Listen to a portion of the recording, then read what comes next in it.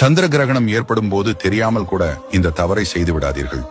இந்த வருடம் செப்டம்பர் மாதம் 7ஆம் தேதி ஞாயிற்றுக்கிழமை இரவு 9:56 தொடங்கி நள்ளிரவு 1:52 சந்திர கிரகணம் நிகழும். இந்த கிரகண நேரத்தின் போது வீட்டில் உள்ள ஜன்னல் கதவுகள் எல்லாவற்றையும் மூடி வைக்க வேண்டும். சந்திர கிரகணம் ஏற்படும் அன்றிரவு 3 மணி நேரத்திற்கு முன்பே இரவு உணவு அருந்திருக்க வேண்டும். கிரகண நேரத்தில் கர்ப்பிணி பெண்கள் வெளியே வருவது கூடாது. பௌர்ணமி அன்றே கிரகணம் ஏற்படுவதால் அன்றிரவு ஆலய தரிசனம் செய்யக்கூடாது. கிரகணம் முடிந்து அடுத்த நாள் காலை எழுந்தவுடன் வீட்டை கூட்டி துடைக்க வேண்டும். அருகாமையில் உள்ள கோவில் சென்று தீர்த்தம் வாங்கி வீடு முழுவதும் தெளிக்க வேண்டும்.